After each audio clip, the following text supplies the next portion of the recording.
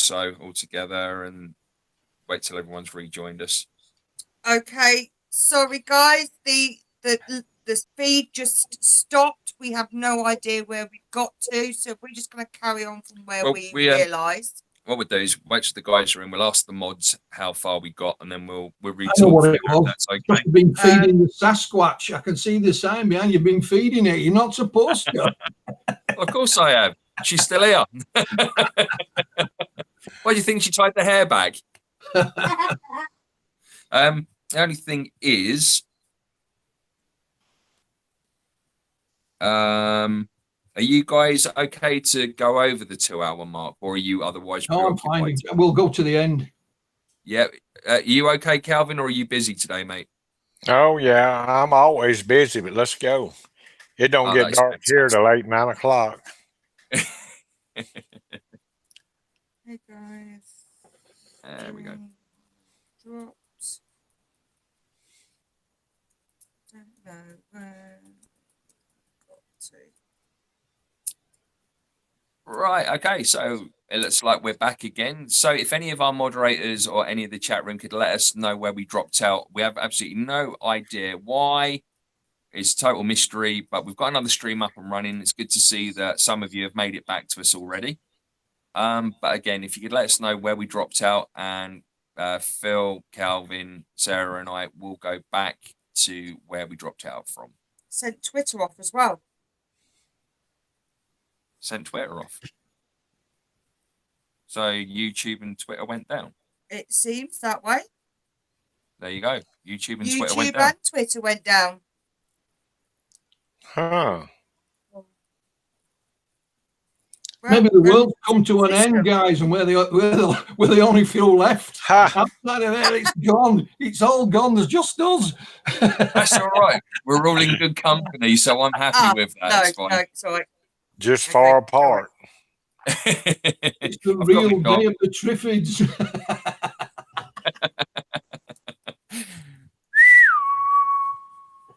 The chances of anything coming from Mars. Went to watch that recently, Jimmy. Sorry, buddy. That recently. Oh, yeah, live stage show. Yeah. The one narrated by Liam Neeson. That's right. We went to the arena in Leeds, me and my missus.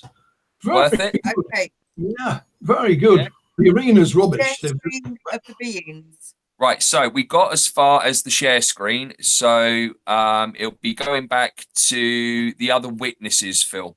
Yeah, like I was saying, you know, from going back to Charlie's book, there's a witness in there. A U.S. Navy guy was on leave at the time, so we always suspected that there were other witnesses. I mean, where this took place, where the encounter took place, it's not in the middle of nowhere.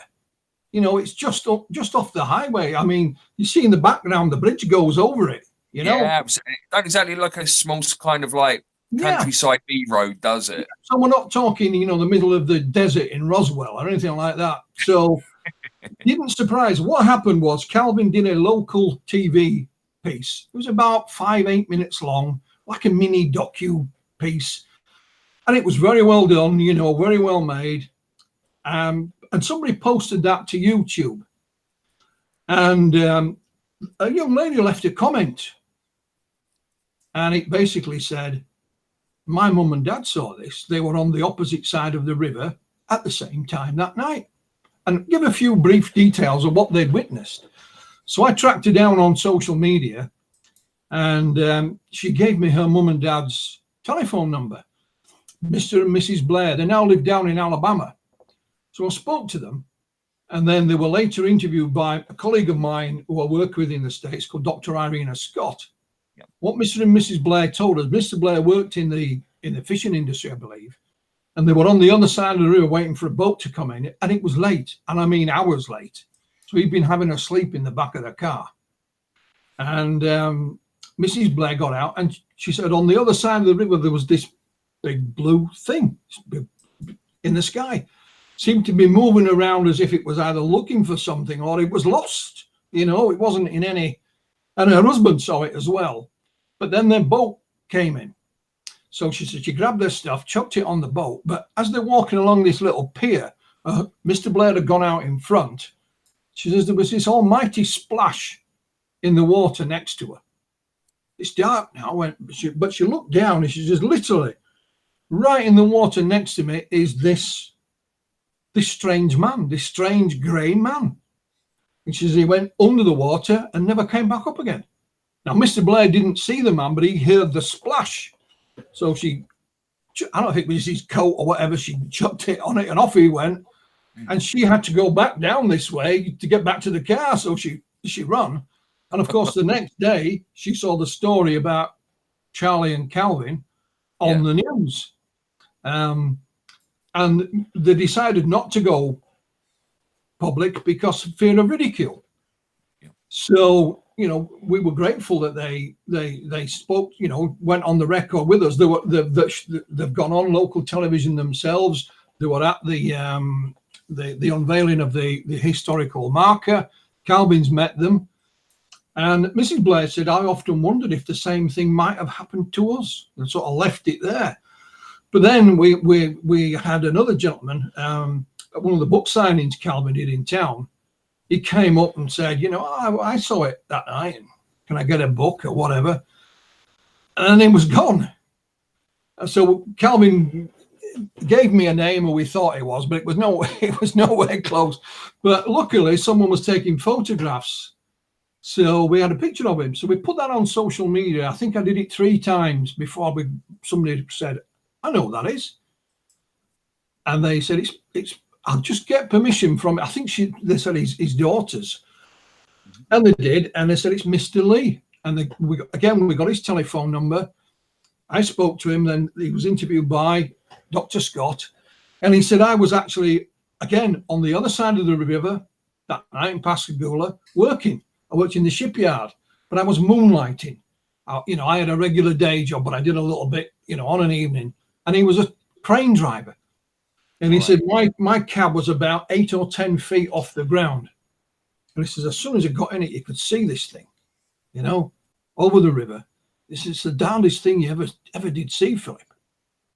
And he watched it for a good 10 minutes. And then he said, I had to turn my head away because I had a load on the end of my crane, and I got colleagues down below. I didn't want to, kill them, basically. And he said, when I turned back, it had gone.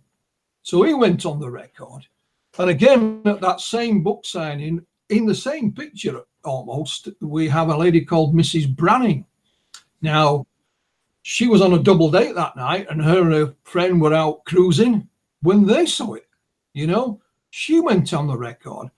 Then we had another lady, her name escapes me at the moment, but she used to take her dog out every night about the same time. And she said, as soon as I opened the door, walked out with the dog, there it was, right over us, And again, they all saw Calvin and Charlie's story on the news that they made the connection.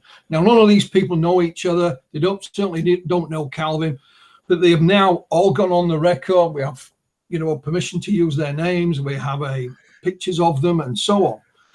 I also made contact with, Calvin told you that Charlie phoned the police that night. Well, yep. The police dispatcher is still alive. I've contacted him.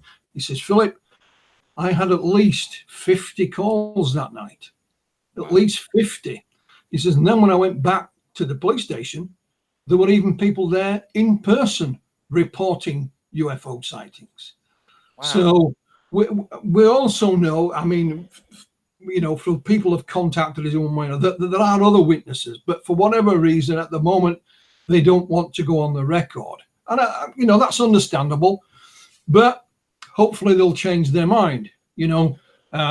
Calvin's just been out on television, on national television this time. UFOs, the Lost Evidence, I think it's called, on the Travel Channel.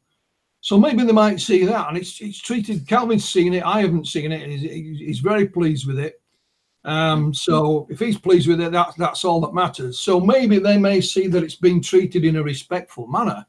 Perhaps it might encourage others to come forward. So, we've got evidence, we've got documents, we've got people. Then, one of the things I found for Calvin's book was his hypnosis tape. from 1993. He was hypnotized by the late Bud Hopkins. So I transcribed that, and that's all in the book. But since the book was published, I have found 2 tape recordings of the late Charlie Hickson, again with Bud Hopkins. He was hypnotized twice, once in 1985 and once in 1989. So I have transcribed one of those tapes, the one from 85, and I'm halfway through the other one. I also then found another tape of Charlie being hypnotized by Dr. James Harder and Dr. Leo Sprinkle in 1974. And we have that transcribed, thankfully. I don't have to do that. That's already been done. So all this will be going in the revised edition of Calvin's book. And one thing I am trying to track down, Calvin told you the story of Dr. Alan Hynek arriving within 36 hours on his own dime, as the Americans call it. He paid for the trip. As we all know, Hynek was the sort of modern father of UFO research. He was the head of the scientific advisor to the United States Air Force Project Blue Book.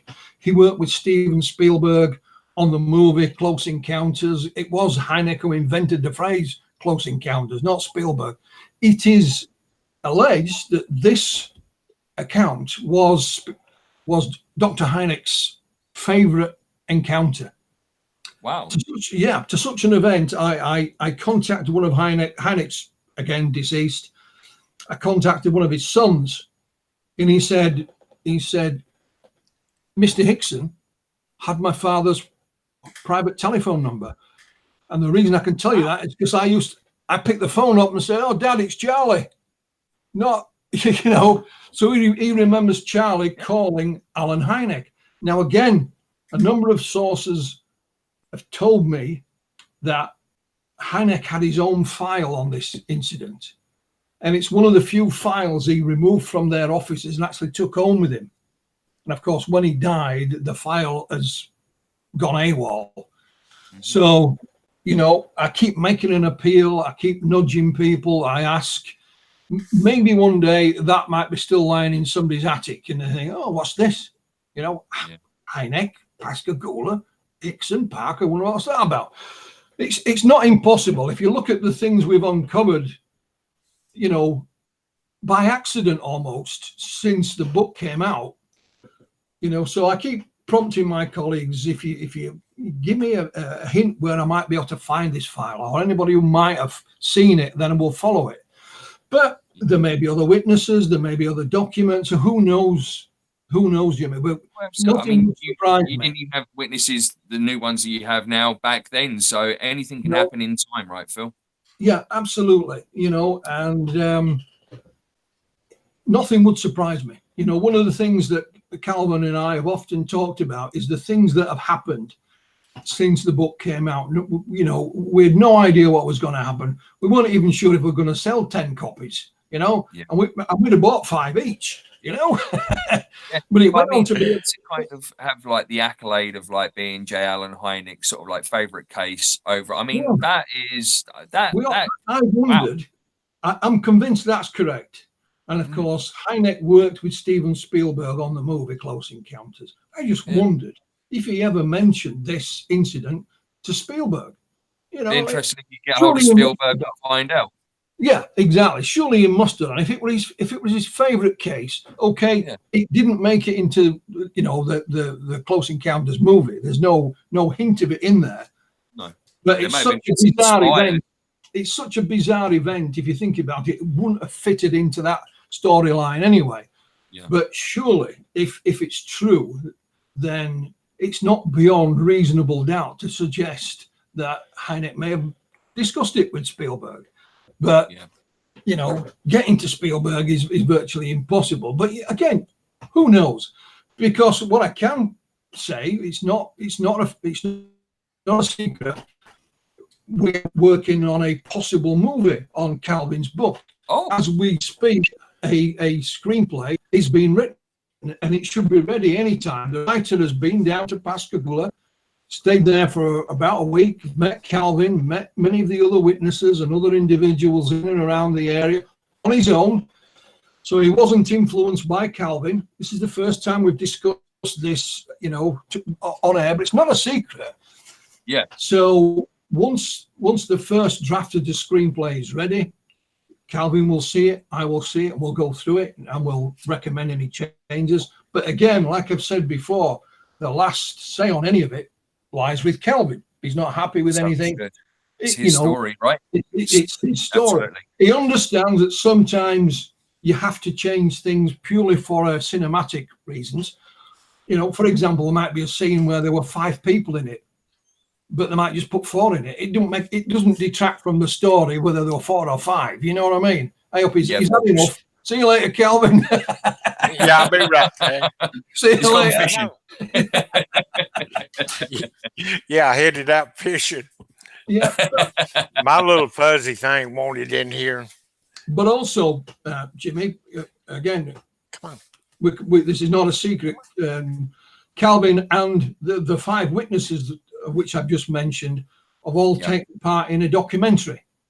And this is a full-blown documentary that is being edited as we speak. It will come out provisionally at the beginning of next year. It will go on to cable somewhere in America first. Then it will be on iTunes to be downloaded and what have you. And then it will be, last but least, it will be on DVD. Look at that. Brilliant. So Calvin and I will get a copy of it once it's done before it's broadcast. Yeah. But it's the first time that any of these witnesses have been interviewed in depth. I personally look forward to seeing that. Never mind anyone else, because I've only spoken to them on the phone. And Calvin's not met most of them. He's met some of them, but not most of them. Oh, wow. Hey, Dougie. Yeah, well, exactly. I mean, like for the first part of like the journey, I mean, Calvin always had Charlie. And now for sort of like the other part of the journey, he's now got you as his wingman, Phil. Well, yeah, he'll tell you that, and it's amazing. Every time I speak to him, he tells me something new. And I think, why didn't he tell me that before? Now I've got to go and put that back in another revised edition of the book. Cheers, Calvin. Right, but, Calvin. Actually, this thing with the Travel Channel, it reminds me of a movie. They did so good putting it together, and the things. I was impressed when I first seen it. I thought, dang. And they got some good-looking young man to play me. So. Did you get to pick the actor yourself? No, I didn't know who it was going to be. I didn't even know there was going to be an actor in there. I thought I was just going to when I went down to do the interview for the travel movie. He said, "Look, don't dress up. Wear your fishing hat that you wear, an old vinyl shirt." He said, "Don't look neat at all." So I went down when I got up at the motel that morning. I put on my old fishing clothes. He says, "Maybe you ought to go get you a shirt to put on." I said, "Okay." So he brought some of his clothes in, and I had to wear some of his clothes because I went raggedy, like he said. You can't please some people, can you? No, you really can't. I mean, I take things are black and white to me, and they just literal. Now, like this cap I have on, I was offered $200 for it at a convention, but I didn't take it. My son and my wife actually got me this cap from a flea market, and then he died. And I've lost that cap many a times in the water. I actually jumped overboard one time, running about 30 miles an hour, just dove out of the boat, and went back to get it, and the boat left me. But I wasn't going to lose my cap. Yeah. Nice. It's amazing. Right. Phil, can we come back to you in a minute? Because we're going to do a section after we finish with Calvin on the Roswell alien footage, aren't we? Of course. Okay, Calvin, are you okay to go with questions now, my friend? Yeah, I'm fine. Do y'all mind my little dog sitting up here? Absolutely not. Absolutely not. Love dogs. We love dogs. This is my baby. Yeah, well, Dougie's just got down from my lap and now he's laying on my foot. So, and you've probably seen the camera move. That's him having a little bit of a playful kind of. And a little while ago, he was over with Mika and he actually got the dog toy. I don't know if you heard the squeaker in the background. And I've got Mika and Dougie wrestling. Mika's trying to take the toy out of Dougie's mouth to stop it squeaking. Oh, hell broke loose over there. He was trying not to laugh. It was brilliant. Yeah. This little feller's been on more national TV than I have. Yeah. No, we got to love them. Honestly, I mean, I don't Oh, think I'd yeah. ever be without dogs. But never work with children or animals. No, Man, at least I won. Or your wife. Care. I won. I've never Right. realized how sensitive animals are until this little Yeah. thing come by. He actually, when I had my open heart surgery, he got into bed with me. He wouldn't leave. He laid right there. They'd have to bring him food in there to eat. And Yeah. he just stayed in there with me. He's been loyal to me, and I'm going to be loyal to him. It's brilliant. I mean, honestly, how they can get you through the worst of times. They're there for the Oh, greatest yeah. of times. They know when you're down. They sense when you're down. And they enjoy the good times when you're up. So, yeah, there's no doubt it is definitely man's best friend, without a doubt. Oh, And no would doubt never be about it. without- No. Right, Sarah, you've got some questions for Calvin. I have. We've got someone called Mika Pearson Oh, hi. Yeah, that's me. Oh, for you. the first question. And he's actually said, how did you feel when me a second. you saw that UFO come? It's never an easy way to explain how I felt. One part of me was curious and nosy to see what it was because I had no idea what UFOs and all were. Then, you know, we had 3 channels on TV, ABC, NBC, and CBS. I didn't read anything back then. I didn't know nothing about them. So I was as curious, I guess, as they were. But then another part, it scared the devil out of me. Yeah. I mean, The not too unknown. many things scare me, but that scared me. Yeah. Yeah, I can understand that. Does that answer your question, Mika? Thank you so much. It does. Fabulous. Okay. Pat has asked. No, that's not the question for Calvin. John has asked. Did you actually catch any fish before your experience? You know, we actually didn't have time to really catch no fish. I don't remember them, but I remember hearing Charlie say, well, we had a few trash fish, but we just kind of threw them back and left them. But I don't, you know, I was too busy to remember too much of that. Yeah. Okay. No, that's cool. Do you still get visited? No, I don't think I do anymore. I think for a while I might have, it might have been, but now, you know, I really don't think I do anymore, or I don't Okay. feel like I do. No, that's fine. We've already answered, John, your question. Has there been any talk of a movie about the story? We've just touched on that, so we know that's going to happen. Mika, we already know your answer to your question.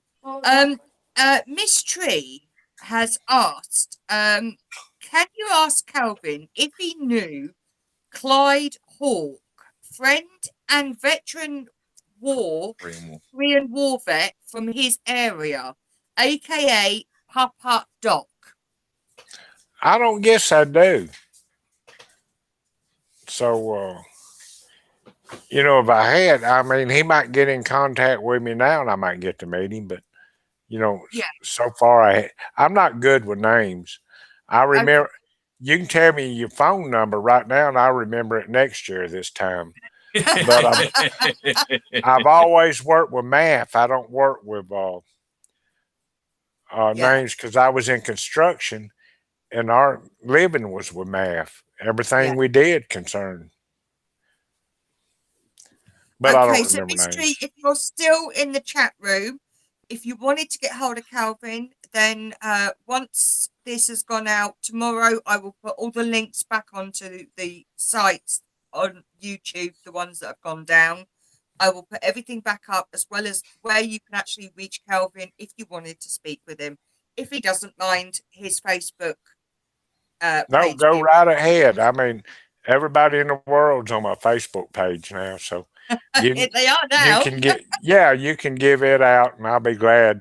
And I take time every morning. I get up at 1 o'clock in the morning, and I take a little bit of time to speak to everybody on there. And there's some pretty interesting questions coming out. And I love the people on, and they're curious. And if I can help them in any way, that's what I want to do, speak to them and help them. Yes, Because I was that's what very they're doing surprised for to me. find you awake this morning when I first spoke to you. Oh, and yeah. you got a shocker, didn't you, when you saw me did the first thing in the morning? I did. I turned that on and I said, shoot, I made it here. I told you I'd look different by the evening, didn't I? Yeah.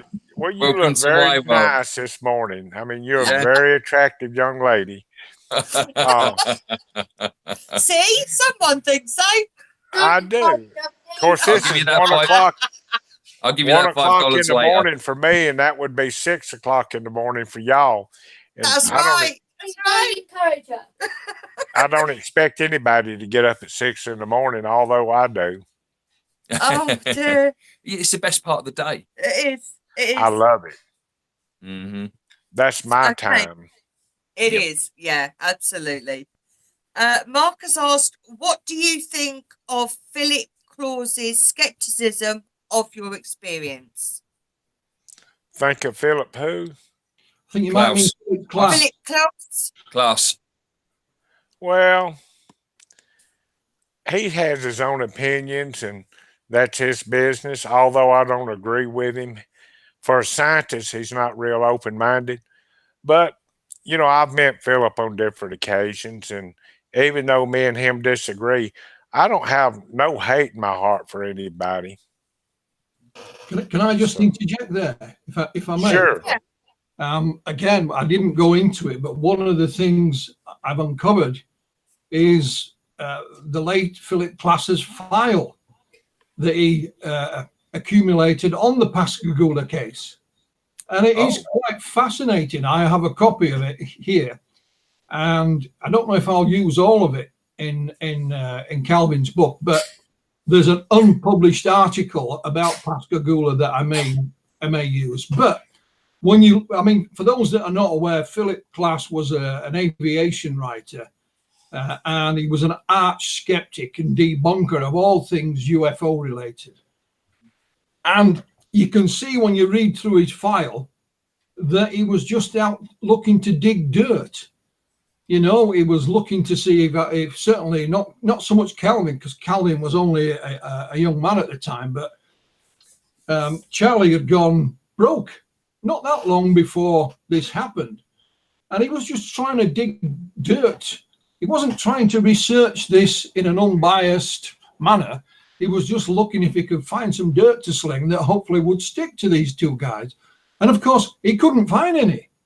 They hadn't been arrested for fraud or anything like that. There was nothing in their background apart from two hardworking fellas. In fact, with Charlie, he served in the military in Korea, so he found the opposite, and so he sort of left it alone. I mean, Philip Klaus was the type of guy, if he couldn't find an answer, he would just call the witness a liar, without any proof whatsoever.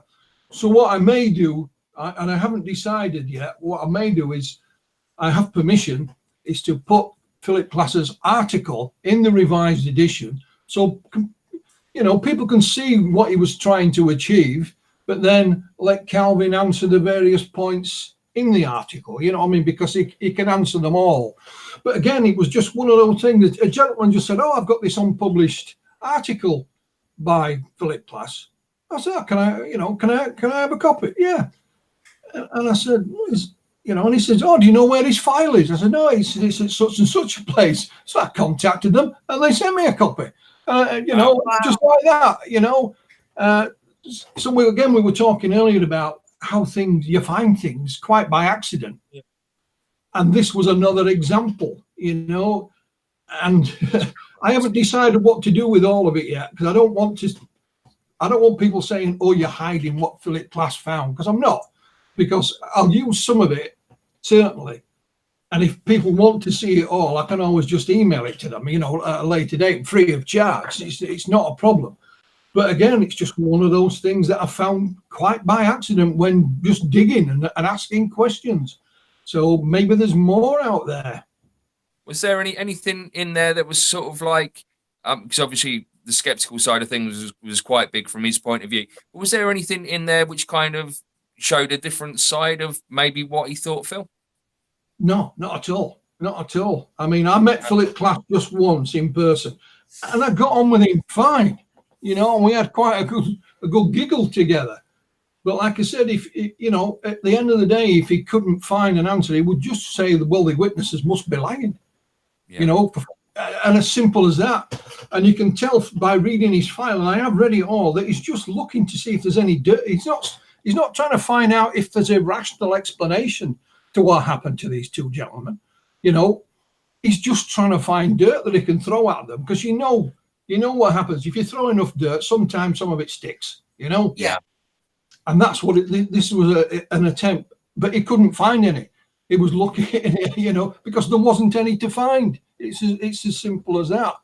But it's just one of those files that I just happened to come across just quite by accident. And I've got other little bits and pieces, but that, you know, it's there.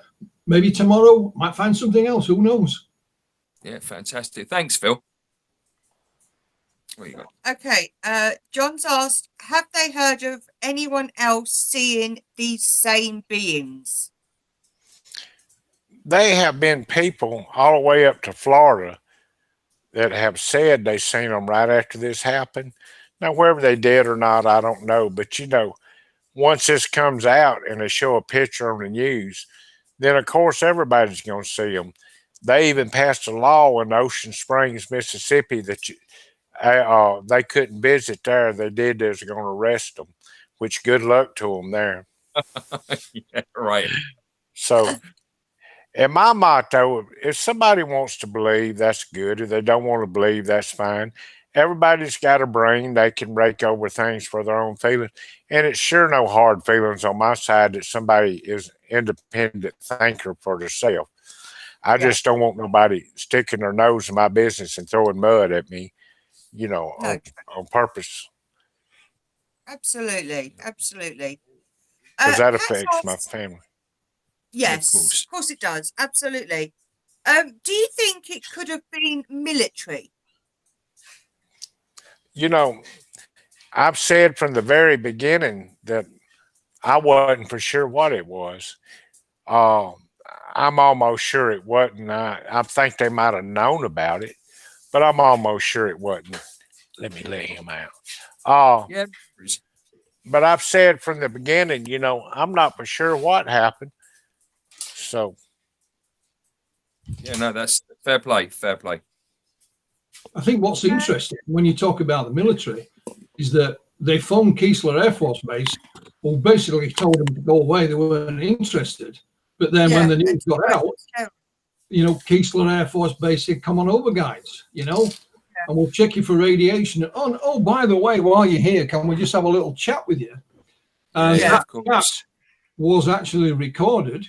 Why do we know it's recorded? Because we have a transcript of it, and that transcript is in Calvin's book. And it gives the name at the top of the transcript of everyone that was there that day.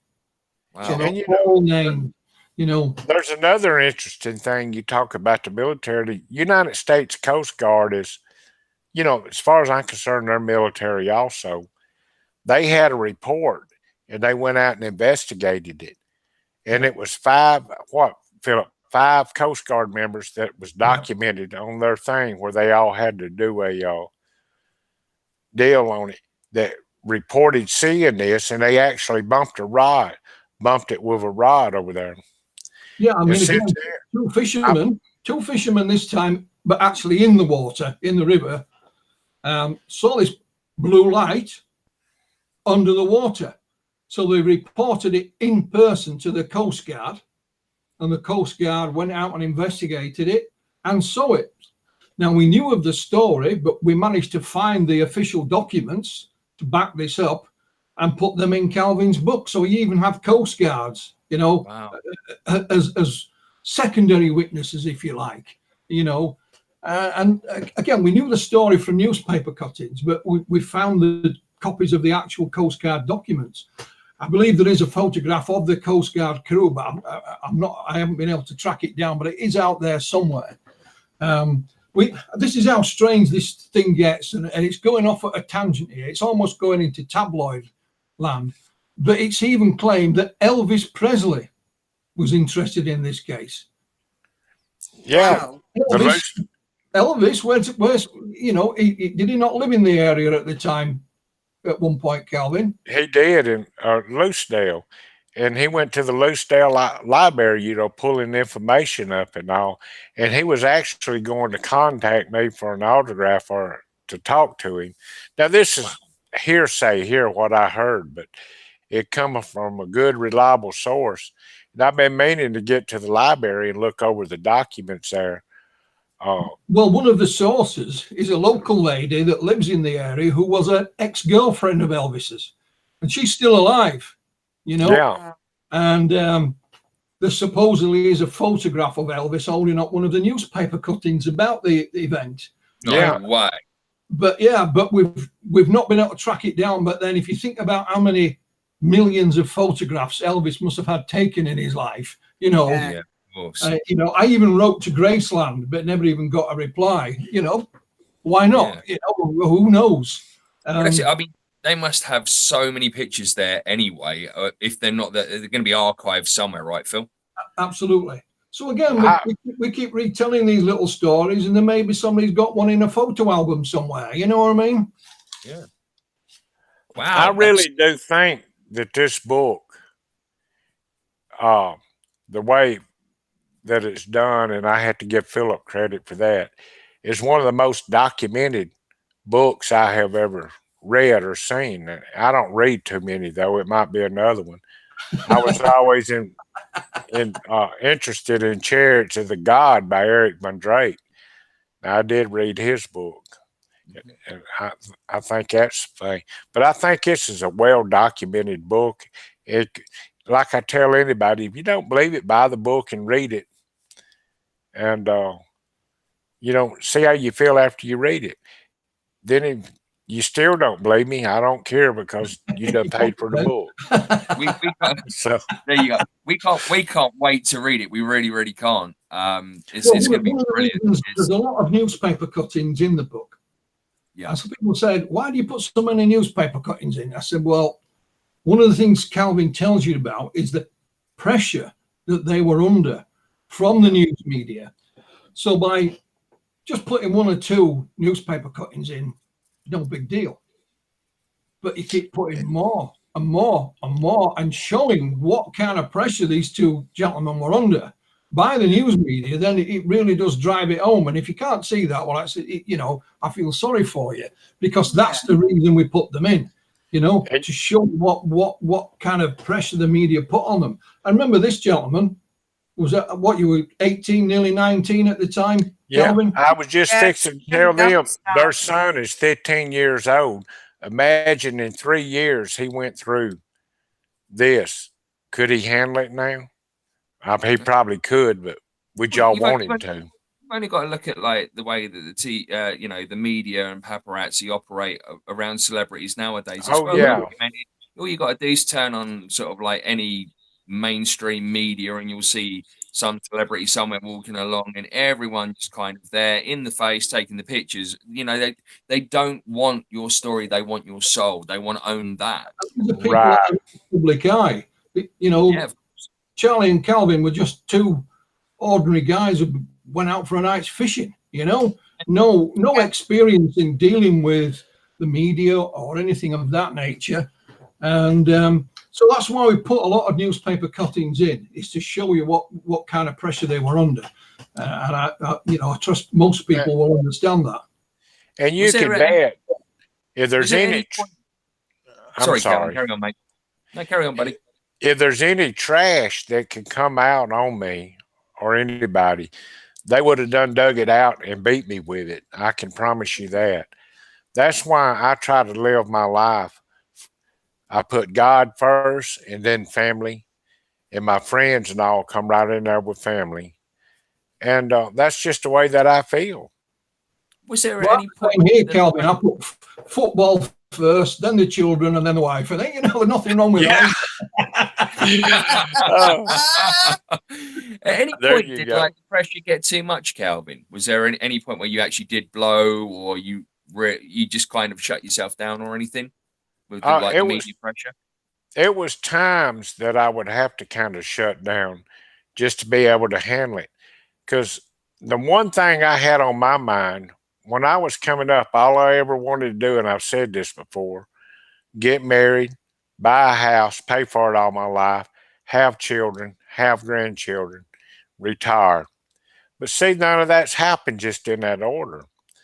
And, you know, I didn't want to put my daughter through all this, but she's been a champion since I've came out and talked. I didn't want to put my wife through all this, but I just let her be the boss now and tell me what to do, and that's where I go, and that's what I do, and we I'm get with you. along fine with it. Every now and then I sick her on Philip about something. The Rottweiler at the ankles. Indeed, the little Jack Russell nipping away. Yeah. But if you think about it, this is going back to 1973. Oh, yeah. When something like this happens, who do you contact? Who do you speak to? Exactly. You know, It's really nobody. I mean, we had this conversation, I think, on our last show that me and you done together, didn't we, Phil? Like, even nowadays, who do you contact? Yeah. There's no one Well, there. they got to remember it wasn't no such. Most people don't realize this. There was no cell phones. There was no social media. Yeah. You was pretty much just thrown out there on your own. Everybody said, "Well, why didn't you call?" Well, heck, I couldn't call the law or nobody else because we didn't have a cell phone. Didn't want one. I don't want one now. Only get you in trouble anyway. Yeah. Or people keep phoning, messaging, texting. You're just like, I know that obviously you're quite a religious guy, Calvin. Yes, sir. Did this experience ever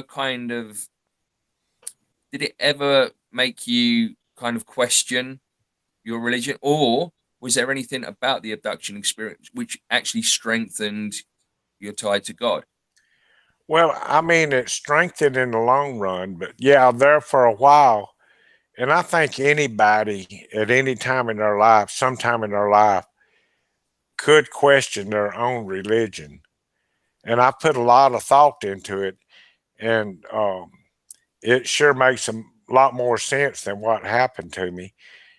And it's just hard. I've read the Bible from page to page several times, and I could almost quote you any verse in it.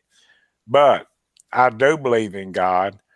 I don't believe every word in the Bible. Uh, you have to put common sense of anything. But I believe in God, and I know that He's there, and that's what we're supposed to do. Brilliant. No, that's cool, because I mean, obviously something like that. I mean, there's a lot of people that kind of go through like these life altering experiences, and the next thing you know, Right. they kind of renounce, or they didn't have a belief in any kind of religious thing first, and then something like this happens, and then they find their calling or their religion per se. Yeah. Yeah. Okay. Right. What else we got? Okay. After your experience, did you or Charlie have any men in black or government agents contact you? No, not that I know of. I can't speak for Charlie, but I didn't. They couldn't find me. I was better at hiding than they were.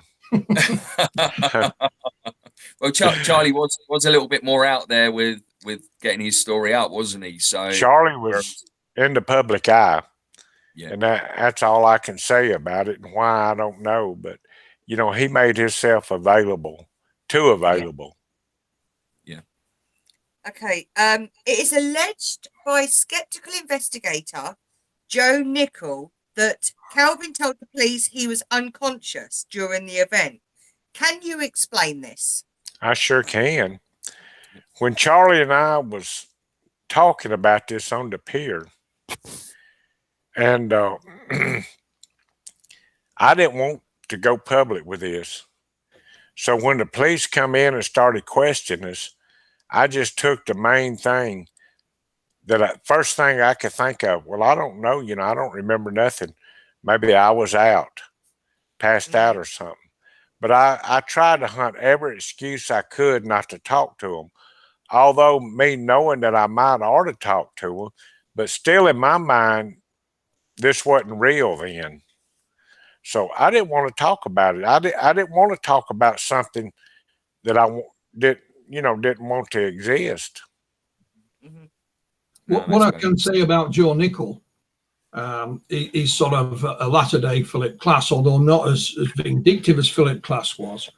One of the articles he wrote about this encounter, he claims that Charlie and Calvin had an experience called a filet deux. I don't know if I pronounced that correctly. But basically, it's a shared illusion, right? Okay. Right. That's what. The way this works is normally you have two people, one who's a very strong character and the other one's a bit weak-willed. And the one who has the strong character will have a delusion of some kind of fantasy. It's not real. And over time, he will convince his other partner that this thing actually did happen. So they will both end up having a shared delusion. But that happens over time. Here you've got Charlie and Calvin on the pier, fishing at the same time.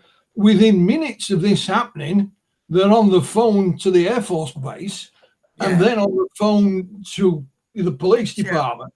So it just doesn't fit, it's a nice try, but no cigar. You know what I mean? But having said that, I think it's in a kind of crazy way, it's a positive thing, because his sort of predecessor, Philip Klass, would have just called these two guys liars or hoaxers. Yeah. Here you've got a skeptic who at least is trying to find a possible rational explanation, even though it doesn't fit. You can see that there's been a change, there's been a swing here. Even the skeptics are now admitting that these individuals are having some kind of experience, although we think we've got a psychological explanation for it. Well, that leads us so nicely to the next question, Phil. Sorry. If any of you follow any current or recent abduction stories, kind of seems like there isn't that much about as there used to be. Well, I'm not so sure that's correct. It's the same with UFO sightings. People will say, ufology is dead, there's no more UFO sightings, blah, blah, blah. I've heard it, I don't know how many times. And you can say UFOs, close encounters, abductions, any part of the phenomenon. But it's not true. It's just that the way people report these things now has changed dramatically. Like when I started in this, it was all either on the telephone or in writing, and later on that fantastic machine called a fax on occasion. Wow, yes. Yeah. So, one of the things when people contacted me, one of the things I used to always do is say, how have you found me? Because Philip Mantle, UFO investigator, is not in the telephone directory, or anything like that. So how have you got my phone number or my address? And they say, well, I got it from this police station or this reference library or whatever, But today it's a lot different. Let's you can just punch in alien abduction on Google and it'll take you to 1,000 sites, and there'll be hundreds where you can report this to. Some good, some bad, some indifferent.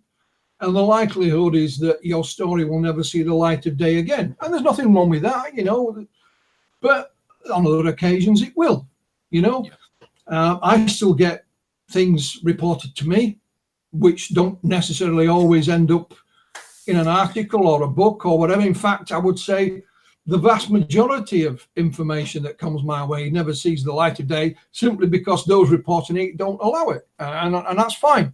It could well have been that when I spoke to Calvin. He could have said, well, I'll give you a quick interview and then bugger off, and that would have been the end of it. Yeah. No, he tried to do that. But you wouldn't let him.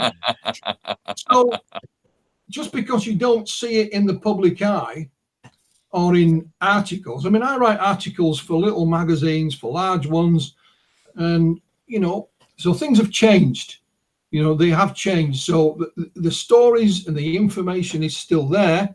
It's just that it's spread across a much more wider platform now. It really is. And but it is still there. I can assure you, things still do cross. And again, I still ask that question today. How did you know to contact me? How have you found me?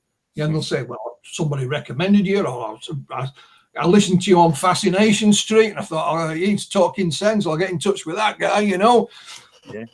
So Mysterious Forces Live. Don't forget those, because that show that you done with Natasha about the alien, Roswell alien. I can't think. Thank you very much. I couldn't think of the word. Autopsy. That was an amazing show, Phil. That was very, very cool. That's all right.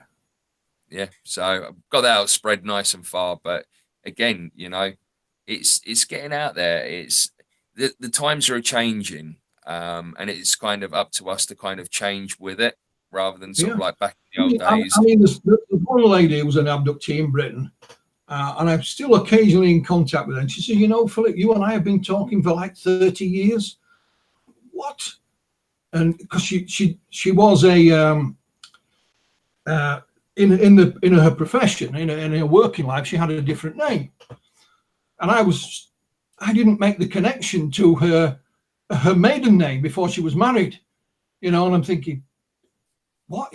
Oh Christ, yeah, it's the same woman. You know what I mean? And I've even got her original letters in my files. I'm thinking, hellfire, she's right. It is so long, but I've never written about her. You won't be able to read about her in anything, in any of my books or articles. We've just communicated down the years. Now it's via email or whatever. So, the communication, ways of communication have changed, but the information stays the same. Yeah, of course. Mm-hmm. Yep. Okay. Has there been more than one polygraph test? Yeah. And has there been any controversy of the experience of the first operator? Sure, you could pass 100 polygraph tests, and it's always going to be somebody that says he wasn't a good operator, polygraph operator, or they didn't do it right or something. So when Philip and I was talking about doing this book, we had talked about another polygraph test, but it cost a fortune to find a good operator, and I wasn't going to pay for me to tell somebody I'm telling the truth. No, that's So, Yeah, I mean, the guy who was the original polygraph examiner, right. was said to be somewhat inexperienced. Yeah. But then, Charlie went and sat another polygraph for his own book and passed it. And in Charlie's book, there's even by his co-author, William Mendez, there's actually several examples where, information was used in court by a polygraph. But it's not legally binding now, So you could take Calvin to the best polygraph examiner in the world, pay for it. If he passed, people would say, well, polygraphs aren't admissible in court. So if he failed, he's a liar. So either way, he can't win. But what we did say, if there's anybody out there who's daft enough to put the money up and wants to pay for Calvin to take a polygraph test, I'd be more than glad to. He's more than happy to do so. No, awesome. Okay. Question for Philip. Has the abduction phenomenon stopped, or has he heard of any cases in the last 5 years? Yeah, it's not stopped. It's changed somewhat. And like I said, it's just the way that it's reported now is much easier and quicker. But again, reports, I call them close encounters. You can call them abductions. It's just my old-fashioned way of speaking about them. Still cross my desk, usually via email or social media now, but I still do get the occasional old-fashioned letter in the post. So it's certainly not stopped. And I've been discussing, my participation in a long-running, a long format TV documentary series that's in the planning, which is all about abductions, nothing else. Whether that will come to light, I'm not so sure. I'm pretty confident it will do. So, but yeah, they're still there and still reported. Okay. Could I interrupt for just a second? Of Certainly. course. There's a man that drove 600 miles that I didn't know was coming. And he just arrived here at the door, and he has had an experience, and said he just had to talk to me. I mean, he's in tears outside on my carport. Oh, bless him. Please do drop out. Yeah, drop out by all means. Go. And I will get back in touch with y'all and let y'all know how this turns out. Okay, mate, go on. Okay, Please do. thank Yeah. y'all. No, Calvin, thank you for your time. Thank Honestly, you. thank you. Cheers. Bye-bye. Like I said, like we were saying, we never know what's going to happen. No. So here you've got a guy who's just driven to Calvin's house for 600 miles. 600 miles. No. Wow. What happened? I didn't hear. Just Calvin's just had a guy turn up. But it reminds me, Jimmy, of a young man I dealt with here many, many years back. He was from Northwest Wales, Pwllheli. And his name was Nigel. And he was only a young man himself. Now, at the time, he was unemployed. And he'd been to a friend's birthday. And he was walking home, what he called along the main road. You or I certainly wouldn't call it a main road. You know what I mean? Yeah. And he said up ahead was what we call a snicket in the field. The hedges run. And he said, I could see this light in the field. And he says, part of me felt, I've got to go and take a look at this. But there's another part of me saying, don't go anywhere near it. Don't be so stupid. Anyway, he went and had a look, and he looked over this hedge into this field. And there was a strange object on the ground. I can only describe it as about something out of science fiction, like a space shuttle type thing. And he stood there looking at this thing, and these creatures with some kind of helmet on, with lights on the front, got him from behind and took him on board this thing. And they laid him on, I'm skipping through, they laid him on this bed, and this is the days of the Sony Walkman, the little cassette player, and he had it, he loved rock music. And he says, they took the cassette off me and went to this panel, and he said, here I am in this otherworldly environment, and the rock music is blaring out. He says, I was freaked to begin with, Anyway, they took him back. He was actually found staggering down the road by a police patrol who took him home. Now, he lived with his mum, and he told his mum everything that happened to him. There was a lot more to it. I'm skipping through. And he was terrified. So the next day, his mum went to the local library and found one book on UFOs. And it mentioned a UFO group in Oxford. So she managed to get a phone number for them, and she rang them. And I know the guy there. And they said, we'll make some arrangements. We'll actually come to Northwest Wales. So the following night, he goes to bed. It started to snow. He was still terrified. So she literally bunged him in the back of the car in the snow, drove from Northwest Wales to Oxford, and turned up unannounced on this chap's doorstep. That's what just reminded me with Calvin saying that. And this young lad was only 18, 19 himself, like Calvin, and he's laid in the back seat, shivering, cowering. And I interviewed him a couple of times, and I said to him, "We take me back to the scene," and he took me back to where this happened. And I didn't realise at the time, but I took a photograph of him, and he stood there like that, absolutely petrified. So he's actually he features in my first book, Without Consent. And when it first came out in 1994, I sent him a copy. And he Just had someone say, did he get the cassette tape back? Yeah. What? No. That is stingy. That is stingy. There are other ways that you can get Dark Side of the Moon. For the book, but he didn't actually read it for 3 years because he was still terrified. And it was only when he grew up and sort of got married that he went on to read it himself. So with him turning up unannounced on somebody's doorstep, like Calvin's just announced, that's what reminded me of it, you know. So it's not quite 600 miles, but it was still a fair drive from Northwest Wales to Oxford in the middle of the night, you know. So there you go. That really is. It's like, you know, I wonder if that sort of like must be like a regular occurrence for it. You know, he sat there because I mean, like we were saying earlier about Charlie. I mean, being so open and everything, whereas Calvin kind of went underground, but he was more quiet. And then, like later on, there's a lot more to Calvin's story. I mean, it really did affect him badly. Mm-hmm. Can you remember the old TV series, The Hulk? Yes. Well, every time they caught up with Dr. David Banner, and it was a newspaper journalist that was chasing him, he packed his job in and moved on. Well, that's what Calvin did.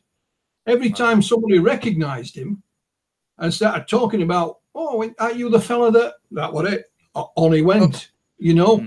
And he worked in construction a lot. He worked on the oil rigs. You know, he done a whole host of things, drifting along.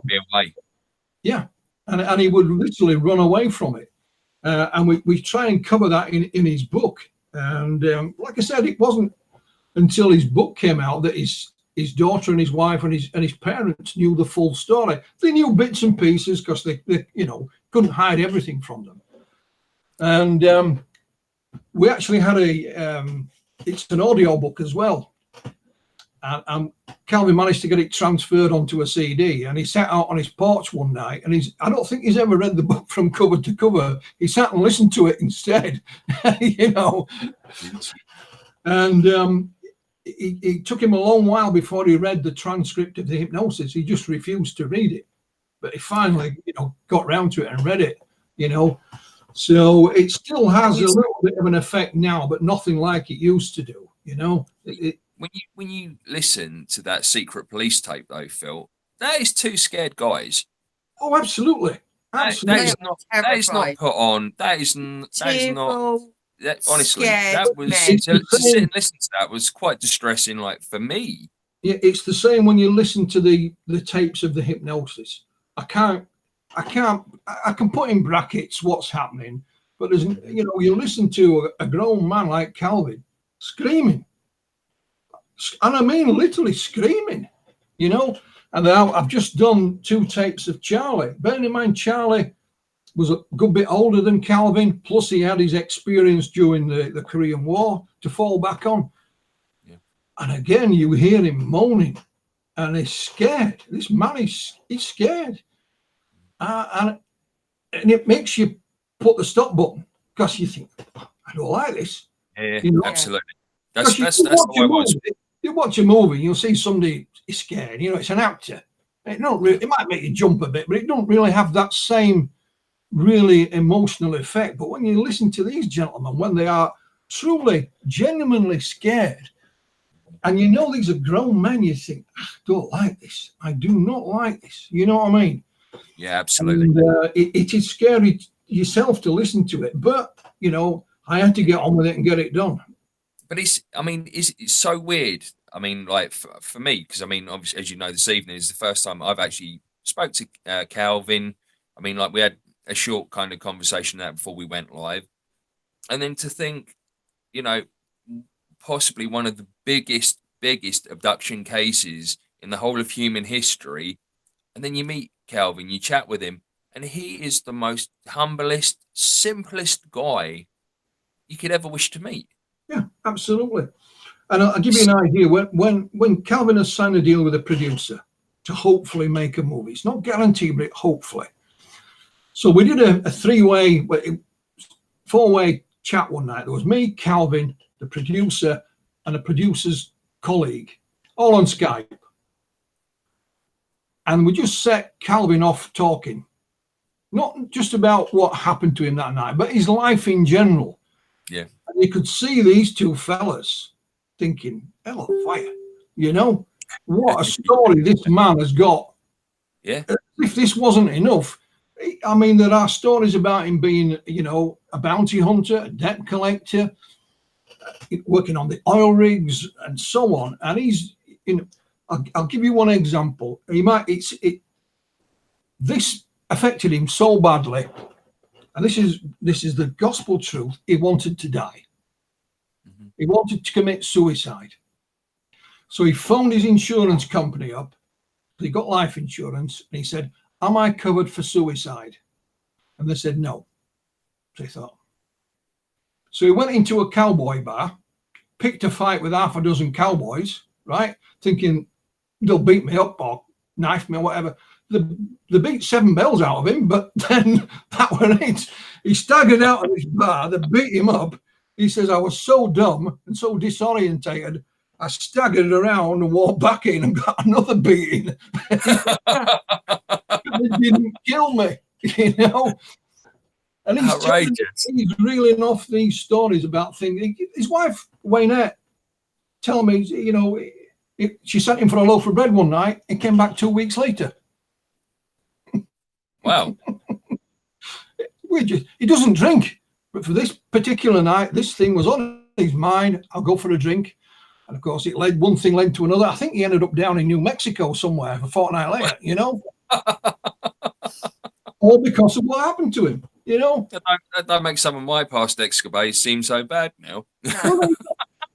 So he's telling the producer all these stories, and they did think at one point we'd love to do a little documentary series about the life of Calvin Parker. You know, not just about the encounter, but what happened to him beforehand and what happened to him afterwards. You know. Yeah, so absolutely. that may still happen. He's, you know, you know, he is a character, but he's one of the nicest, humblest men. And I've seen him on stage. I haven't been there in person. I've witnessed it, and he has the audience in the palm of his hand because he is exactly who he says he is. You know, and it's true. He said to me, "I'll write this book, Philip, but don't you change a word I say." You know, and I said, "Fine." He says, I'm an uneducated redneck, and that's how I want to come across. I want to come across as Calvin Parker, you know, no one else. And, you know, a few people complain. I said, "Well, if you want your money back, we'll give you it. It's not a problem." But it tells you that in the beginning of the book anyway. So, oh, stupid. You are Calvin. Have you got a bit there that you can show everyone, Phil? Yeah. We'll put a link to it in the description. Yeah. Calvin Parker, The Closest Encounter. And that's actually from a newspaper photograph of Calvin, you know, around about the time of the incident. And I think it says it all as a cover, but, you know, and Calvin gets tickled when people say it's an honor to speak to you, Mr. Parker. Yeah. Why is it an honor? I'm just Calvin, you know? Yeah. I mean, we've messaged privately and that in the past. I mean, I've put that more than once. And, you know, because I have a colleague in France who didn't dare even email him. You introduced me first, Philip. I said, "It's Calvin." You know, he's not bothered. "I know, you tell him I'm going to email him first, Philip." You know, but then that's how I approached him. For me, it was just an honor to speak to him. Yeah. And I think back now, when I was trying to find him, Jimmy, I thought, I'll go to one of the main UFO groups. I won't mention any names. Surely, if anybody knows where he might be, it's them. So I found their local fella in Mississippi. So you don't happen to know where I can find Calvin Parker, do you? All he did was send me a load of links to the actual account online. I thought, "Hey, where you dumb so-and-so?" You know, so I said, "Thank you very much." As it happens, I was actually given Calvin's email from a guy that interviewed him back in 2013. He says, "I don't know if it still works, Philip, but here you go." And of course it did, you know, and he did try and put me off, you know, but between me and Waynette, we got him in the end. And I think looking back, he now is glad we did, you know, he doesn't regret it. Because I said, "Look, I'll send you a contract. If you don't like it, that's it. You know, we'll just say, see you later. And I'm here if you change your mind." But, you know, thankfully he said, "Okay." you got some you were trying to say? Yeah. I've just had somebody message a question for you. Are the hypnosis audio recordings available? Not yet, no. What I'm doing, I'm transcribing them first. So we'll have a written record of them that I'm going to use in Calvin's book. Then what I'll do, I'll have the cassette tapes, because they're on the old cassette tapes, and I'll have them digitized. So, I don't own these. I they're not mine to do with as I please. I have permission to publish them. But what I'm hoping is that we'll be able to make them available online, so you'll be able to just go and download them and listen to them, or play them online without being able to download. I don't know the technology that well, but that is my hope. I don't own them, you see. If they were mine, you will probably be able to listen to them now, but they're not mine. So I've got permission to publish them, and then I'm going to take it one step further and see if we can actually put them online. And you can just go right, and I'll have a listen to that. Okay.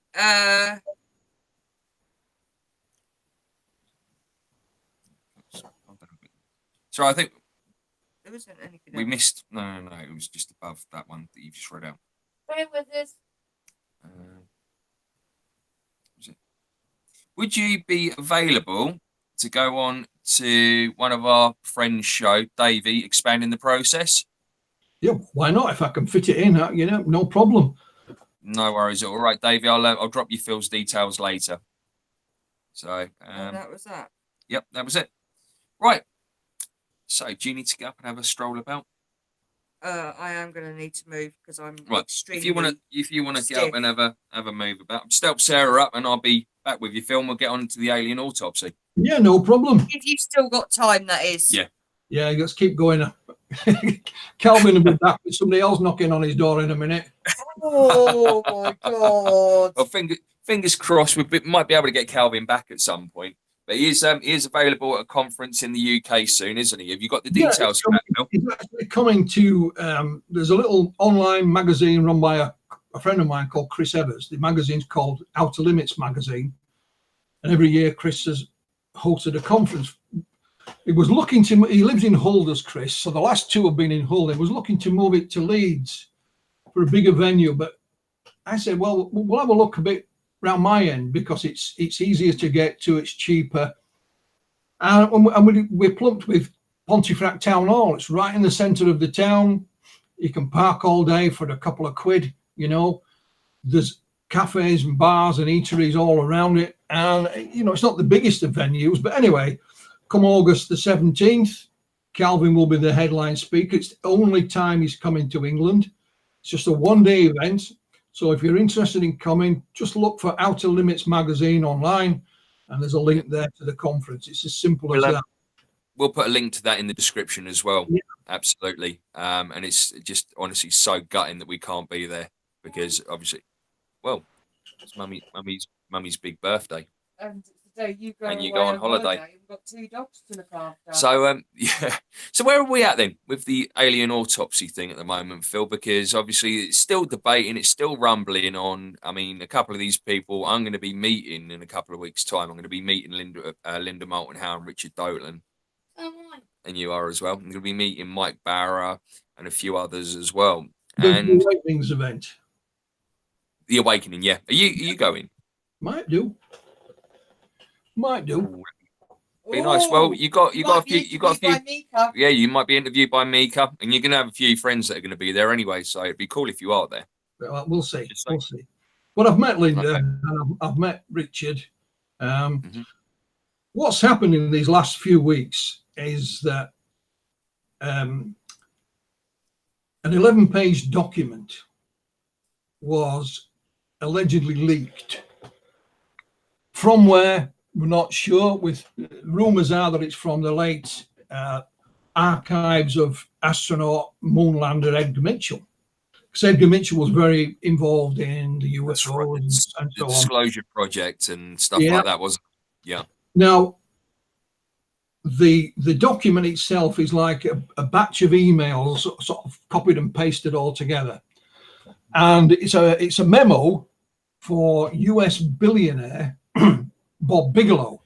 Bigelow has been interested in UFOs for a long, long time. Yep. He used to have an organization called NIDS, the National Institute for Discovery Sciences, which he funded. And there were various people involved in it, and they're all named, copied in or whatever.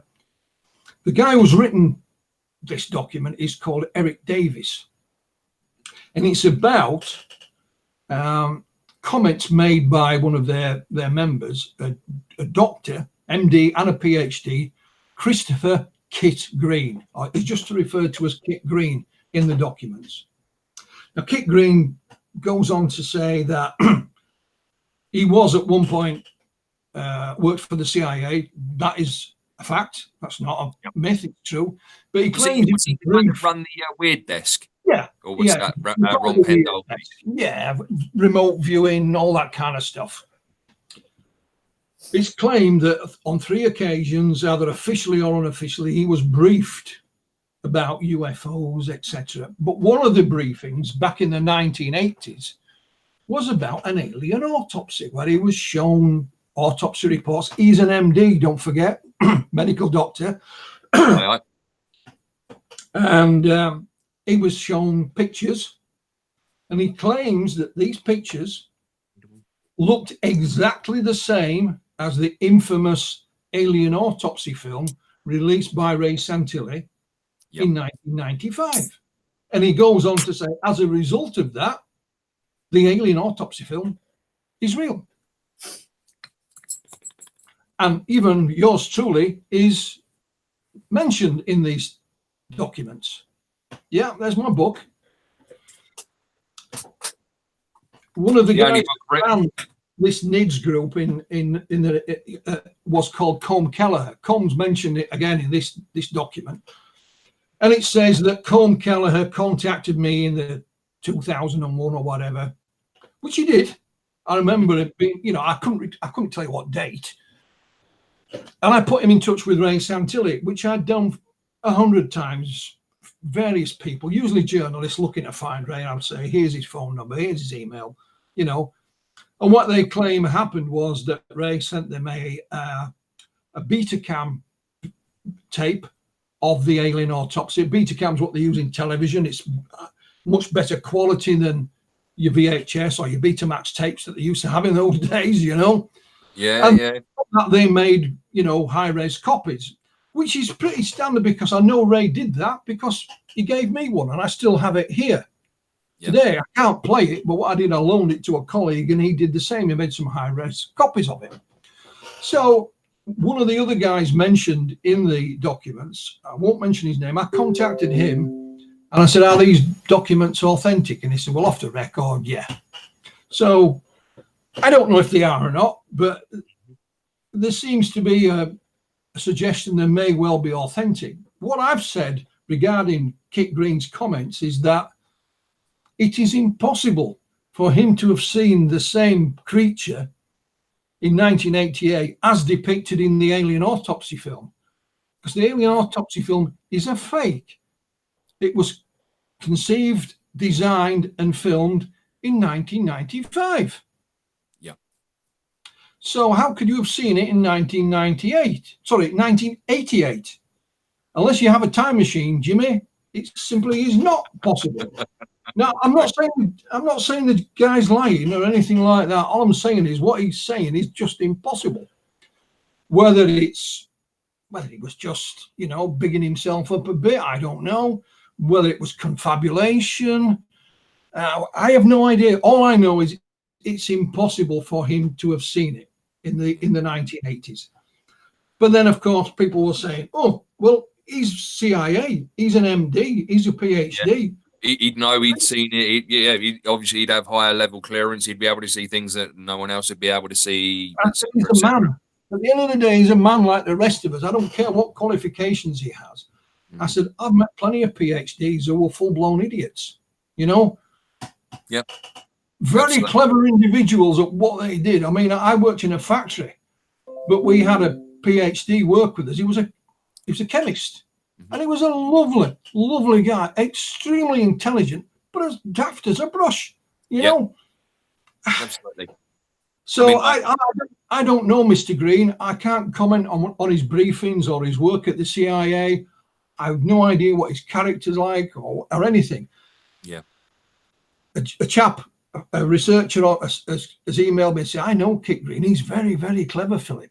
So I said, I don't really give a shit how clever he is. What I'm telling you is what he's saying is just impossible. Yeah. And they're more or less hinting, well, if he says he saw it, it must be true.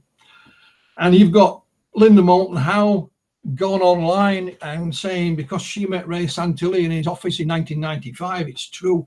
I met Ray so many times in his office, in a bar down the road, you know, in a restaurant we used to meet. I've run out of amount of times I met him, but it's still a fake, you know. Well, what I don't understand, Phil, right, is that, I mean, you've given free of charge, no PDF copies of your book to anyone that's emailed you, contact you through Facebook, social media. Spiros, he's even come out and he spoke about it being, you know, I mean, if anyone's going to know, Spiros is going to know. So it's out there that it is a fake by people that were involved in making it.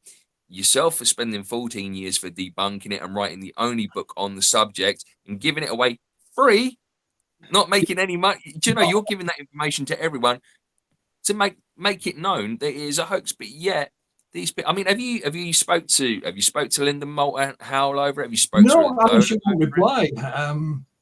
I've emailed and no response whatsoever.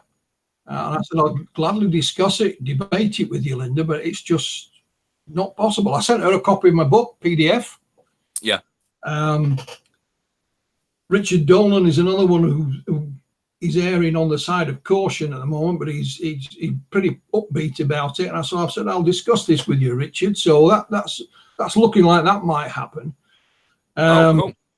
And there's another gentleman called Grant Cameron. Grant. He says, I've just interviewed so and so. I said, I don't care who you've interviewed. You're reinventing the wheel here. I've spoken to Dr. somebody or other. I said, I spoke to many doctors about this film. What you have to remember, it's a hoax. So there were some doctors who thought that the procedure on it looked pretty good. And that's because the hoaxers did their homework. It's supposed to look pretty good, you know. That's exactly right. I mean, it's the not whole obviously point of it being a done hoax. to make it. Yeah. But what do you think the end game is? What do you think they're trying to achieve from it, Phil? And what do you think the end game is, if there is an end game, mate? Well, some of them will be no doubt looking to put their name in lights.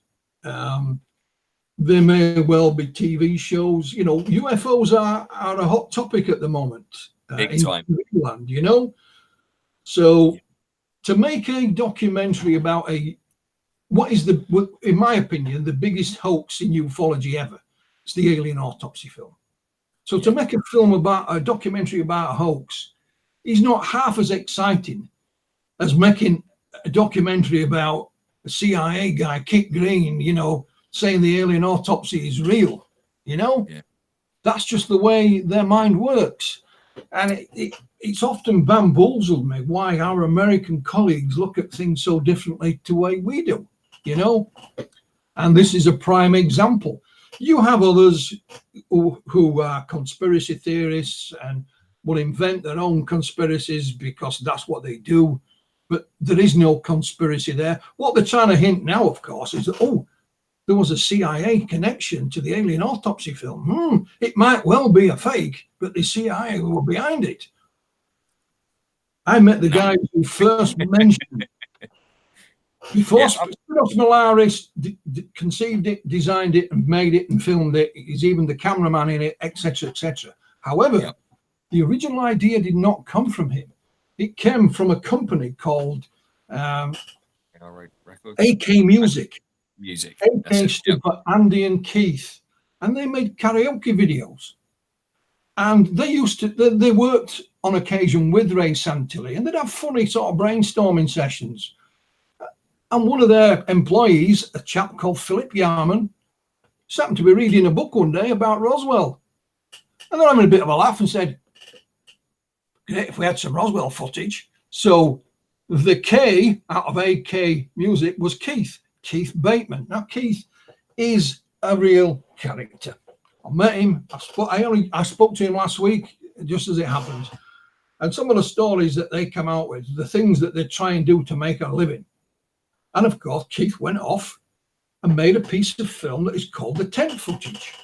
And Santilli used that as bait. And he showed me, he even gave me a copy that I still have here on VHS. But that was Keith Bateman.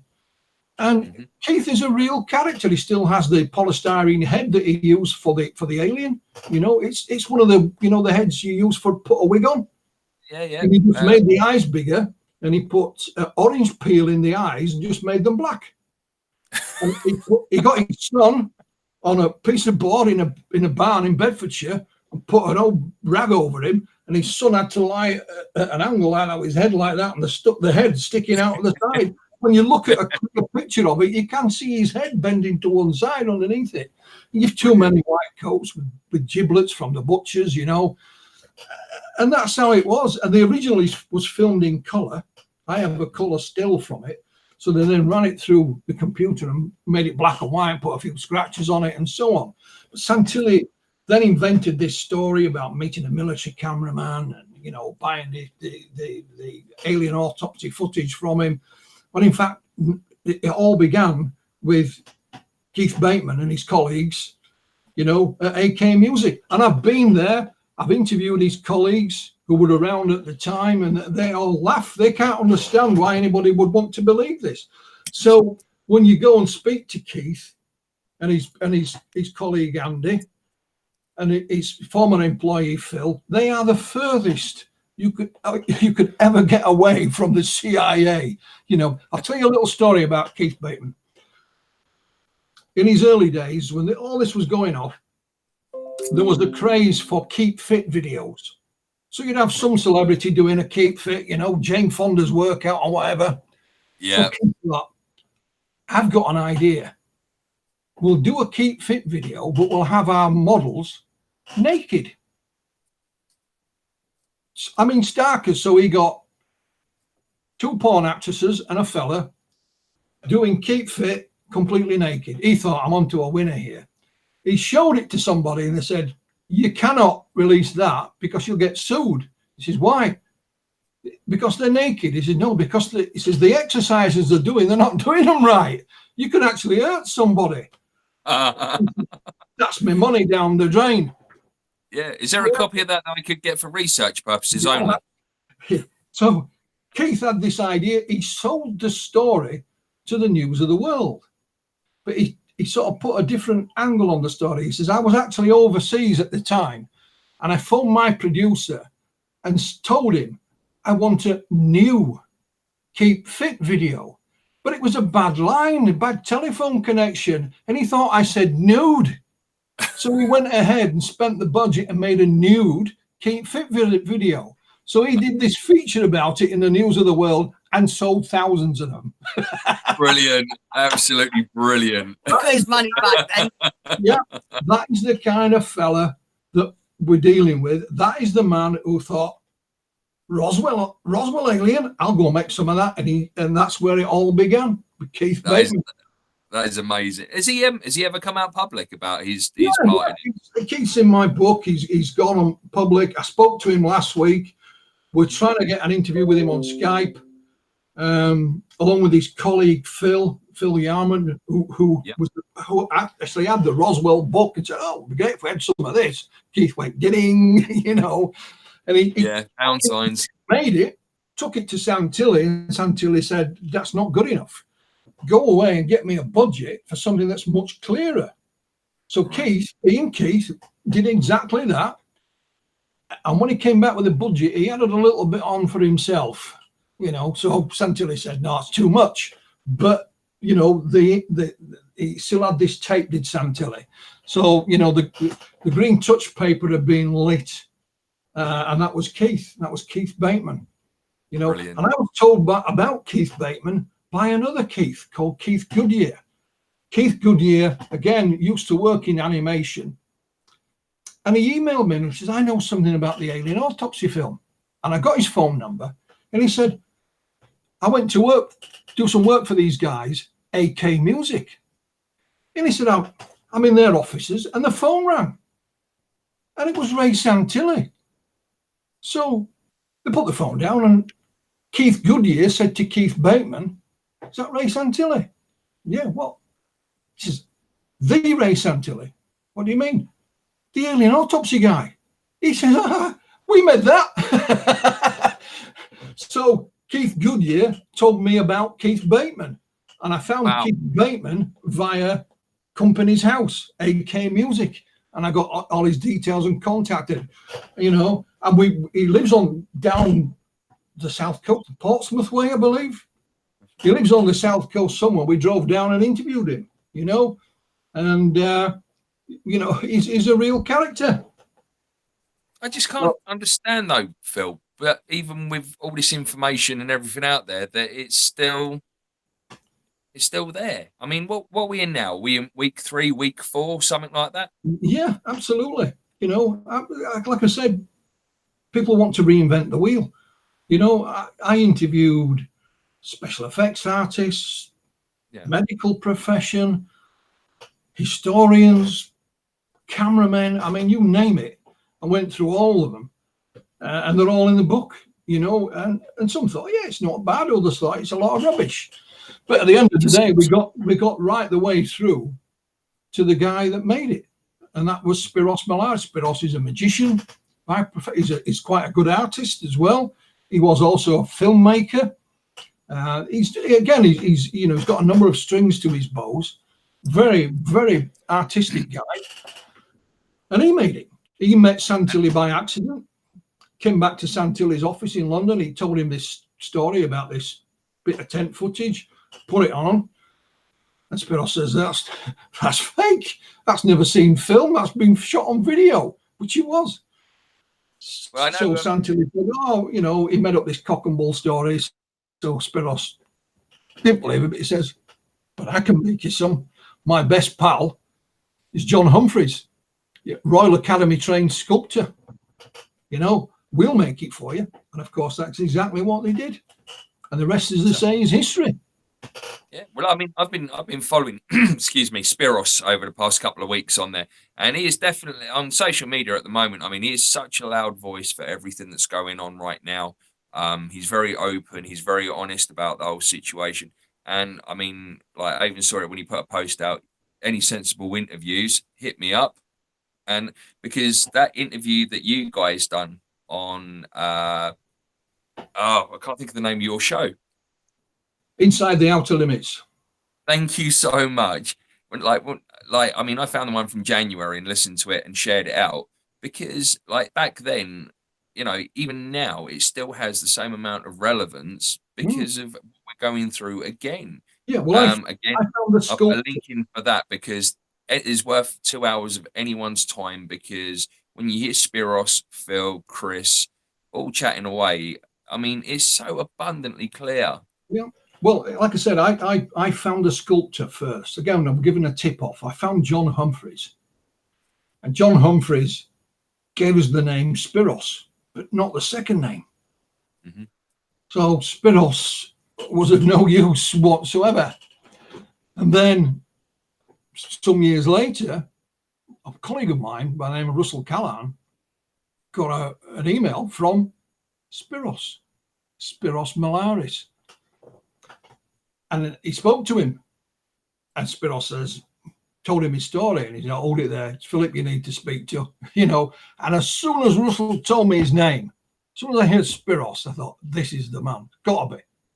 And as soon as I spoke to him on the phone, he just filled in all the gaps, and I recorded it as well. So I still have that original recording. And then I went to his home, and I met his partner's daughter, and saw his diaries from that time, his research files, old faxes, he kept the original faxes, paintings that he'd done on the walls. He even did a storyboard. He made up his own storyboard and painted it all himself. I've got pictures of him holding it up and a whole host of other stuff.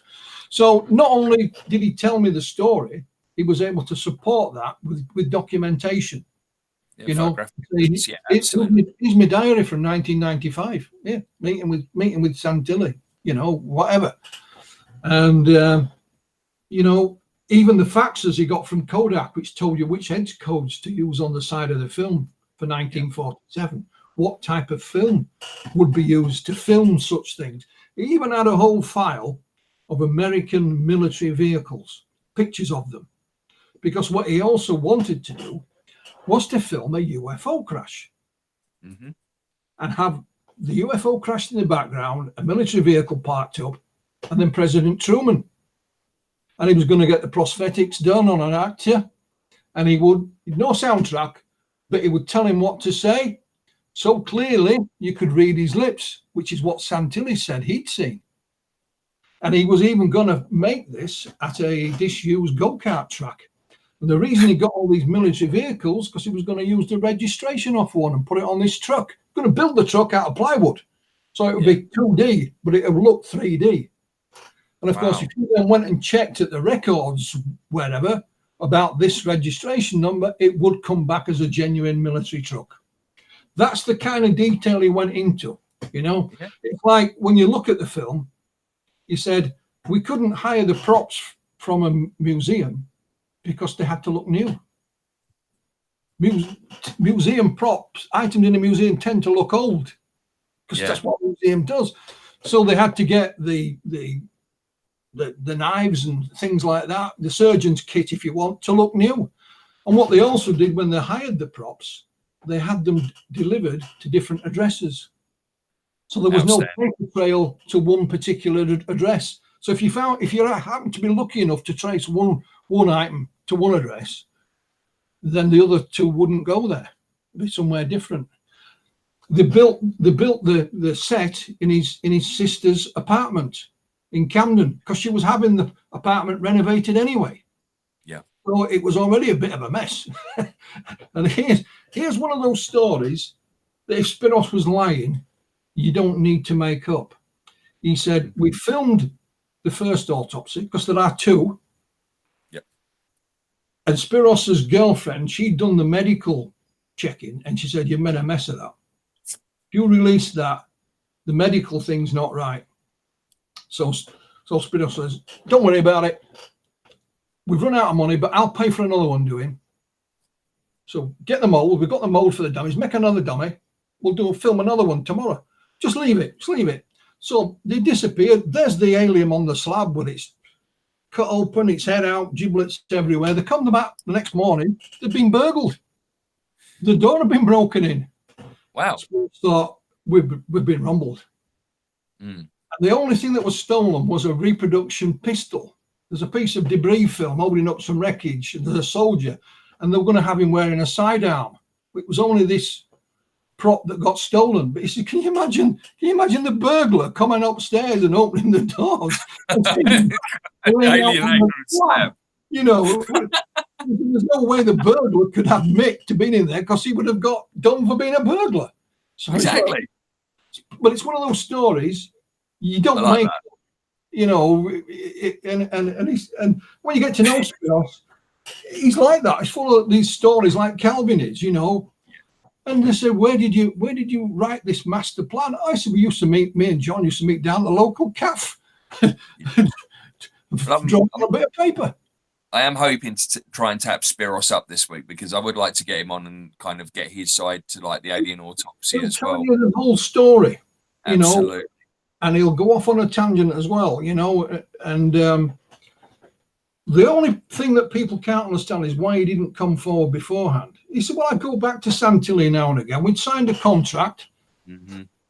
And he'd say, I haven't made my money back. So he said, I wasn't interested. I wasn't in it for the money anyway.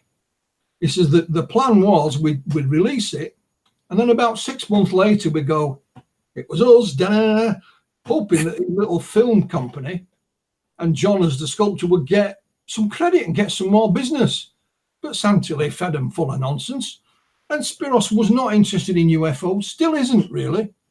And he went off and he had a successful career. He ran Waterfall Studios in London for a long time, which they rented that out to the BBC and everyone else. You know, did a lot of work there. And then Santilli come to make the movie with Ant and Dec. Yep. And Spiros got to hear about it, and he thought, not happy with this. Something happened, I don't know what. And it was then that Spiros sort of took a close look at what had gone on, and he's thinking, oh my God, what? You know, you just punch alien autopsy into Google and it takes you all over. Yeah. And that's how he contacted us, because he was putting the feelers out. Russell had made a little DVD, just a homemade thing. And he contacted Russell about it. And that's how he got in touch with us. I didn't find him. And he spoke at our conference we did. And some people weren't quite happy. There's a guy on the stage saying, I faked this. But I'm not the bad guy, because I didn't promote it. I was like you know, we did a job and it shouldn't have happened like it did. No. But, you know, there's no one that don't believe him.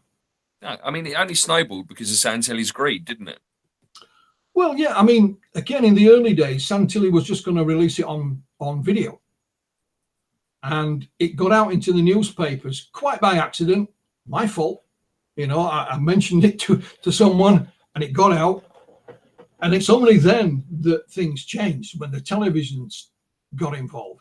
You have to remember, this is the time when the X-Files was at its height. Yeah, you know? yeah.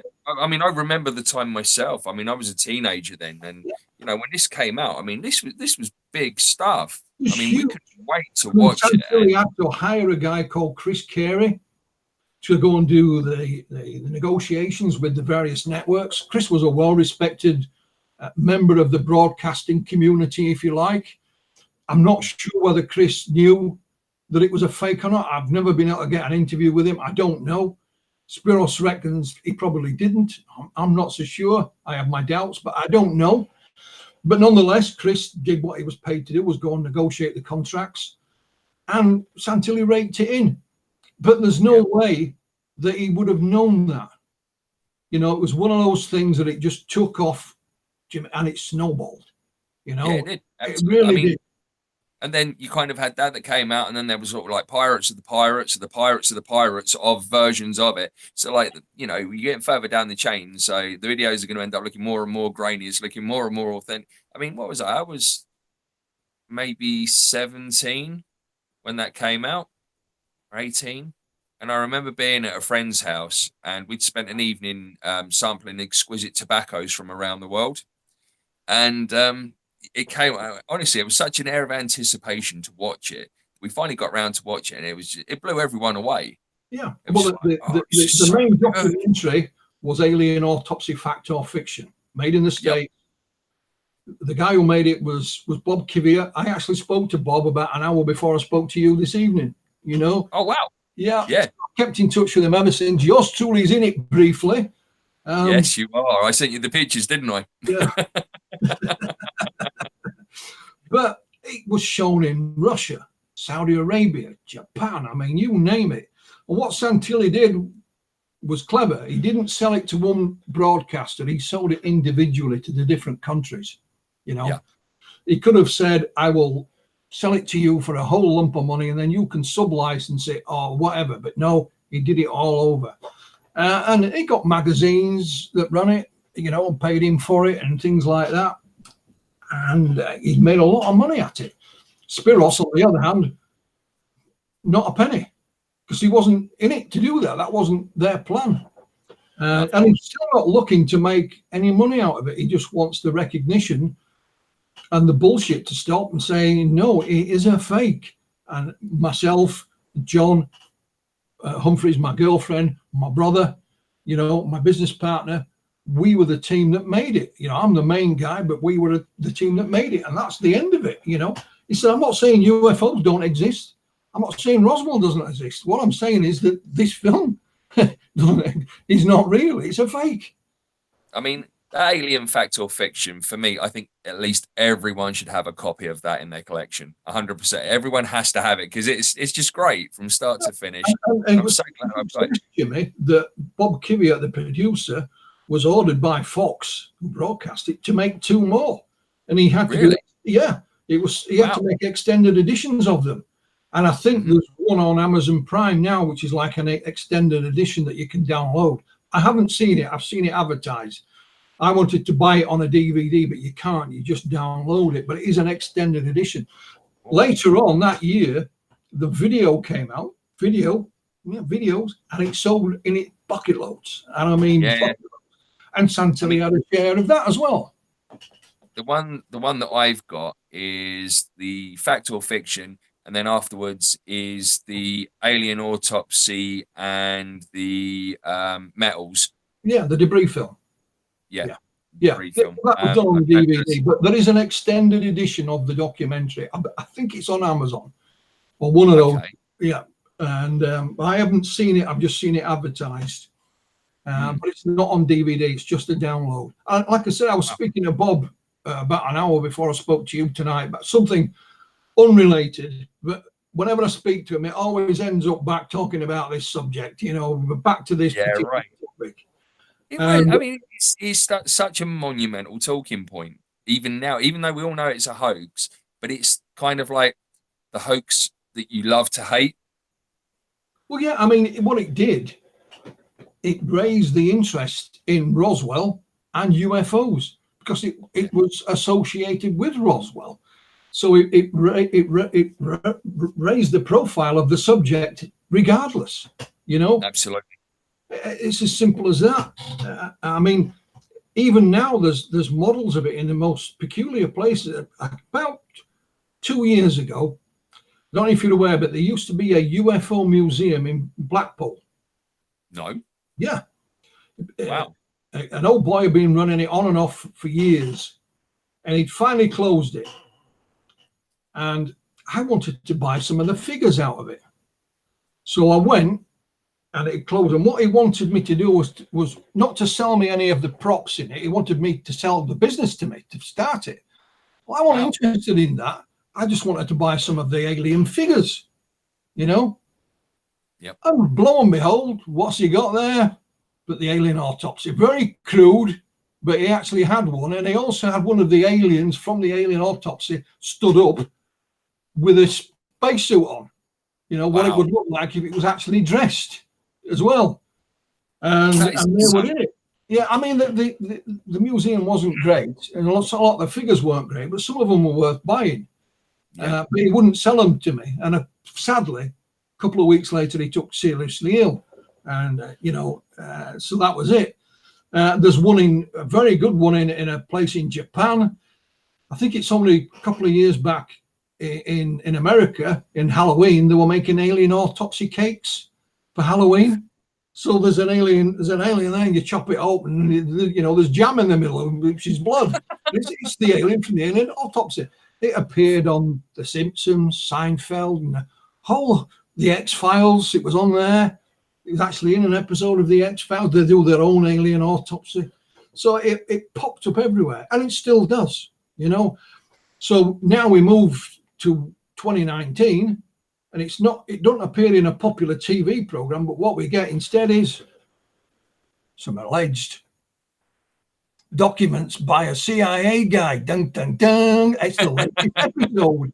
So next year it'll be something else, you know? Yeah. When I first met Spiros, he said, the only thing I didn't believe you, Philip, he says, you said to me, the alien autopsy will never die. And I thought, he's talking rubbish. He says, but you know you're right, and it won't. Yeah. It won't.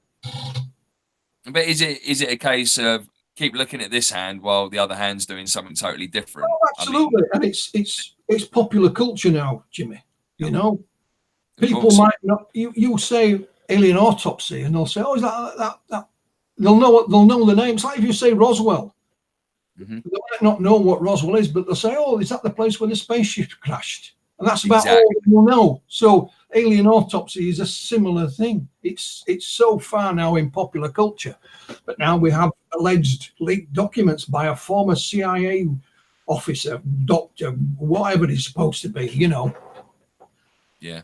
I mean, is there, like where you've spoke to everyone and everything like that, Phil, I mean, is there any plans of sort of like maybe getting a panel together to wheel this out? Because I think that would be a really, really cool thing. What I'd really like to do, Jimmy, and I don't think I'll ever get a chance, and it's not for me or anyone else is to do a little documentary series, and is to document it right from its very inception back at AK Music, and track its movement right the way through to today, with the documents, the memo for Bob Bigelow and everything in between, which would include Spiros and Keith Bateman and John Humphreys and other, alien, Bob Kivier, Alien Autopsy, Fact or Fiction, and so on. So you'd have you would track the hoax from beginning to end, from some off the cuff remarks, which is how it all started, right the way through,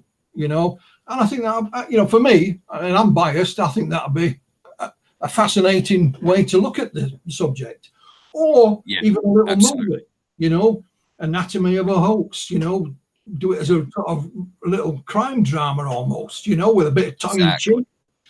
Yeah, but I mean, like, who knows? Who knows? Yeah. It may happen. I mean, Bob Fiertz, I mean, he's got all the contacts over in stateside, and at the moment with like the UFO thing, as it is. I mean, I put out the video. I don't know if you saw the link I put out yesterday about the Trump disclosure thing, because it's getting people talking. I mean, I didn't think that he was going to do it, but I wanted to put it out to see what people's reactions would be. And I put it on, I think I put it on Jimmy Church's Fade to Black site. I put it on my friends at Sixth Sense Media. I put it on various other UFO sites that I belong to, just because I wanted to see other people's reactions. And people really are up for the whole idea that we are close. We're getting closer. But I mean, I don't know. How do you feel about the whole thing at the moment? I may be a little bit cynical because I've been involved for so long, and the so-called disclosure thing, it goes round in circles, Jimmy. It just gets a different name. In the 1980s, I think it was Operation Right to Know, where they all had placards outside the White House. And it was called Operation Right to Know. Oh, we're very close to getting to know. Oh, we're very close. Bill Clinton's going to tell us everything. Well, of course he didn't. So now we have the disclosure movement. It's the same thing, different label, different name. And I hope I'm wrong. It's one of those things you say, well, I hope I am wrong. But what is interesting with these documents about the alien autopsy, there's another batch come out as well. And it's about a chap called Admiral Wilson.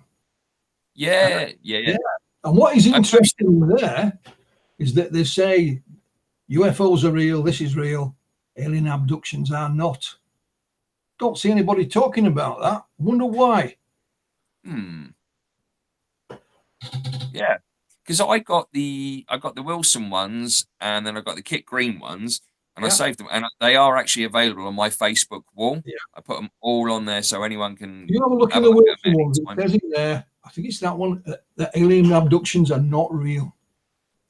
So how does that work? Well, you tell me. If you're the Linda Moulton Howes of this world, you don't want to be shouting that from the rooftops, do you? No, of course you don't. But at the same time, we know that they are real. So, yeah. But then you could be saying that's just one guy's opinion. Yeah. And his opinion is worth nothing more than mine. But isn't it just kind of cherry picking to appease the masses? All I'm saying is that's what it says. Yeah. No, I'm with you. But you see, with that, there is nothing visual, is there?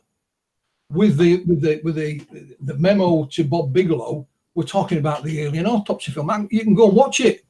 You've got Ray Santilli still saying, "Yeah, it's real. I told you.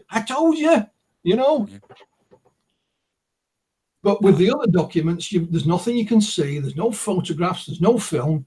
You've not got anybody screaming from the rooftops that this is true. With the other ones, you have. You see the difference? Yeah, absolutely. One's very marketable, very visual, very televisual. I believe some of those involved are already talking about a documentary, but that documentary would be that it is real or possibly authentic, whichever way you want to look at it. So I've said good luck to you. If I remember correctly, didn't Spiros or Ray Santilli actually do a show with Art Bell about it being a hoax as well? I don't know. I honestly don't know. Spiros has done a few interviews, but not a lot. I think Santilli may have done an interview with Art Bell saying it was real, going way back when. I'm going to have to dig that out because I'm sure I've heard it. I'm sure I've heard Art Bell with either Spiros or Ray Santilli over the hoax. And I'm pretty sure it was mentioned in there. I'm going to have to do some more research on that one, Phil. But if I find it, I'll send you a link. Yeah, man. Yeah. Right, Phil, we're at 11:30 and I've got to be up at 6 for work. Yay.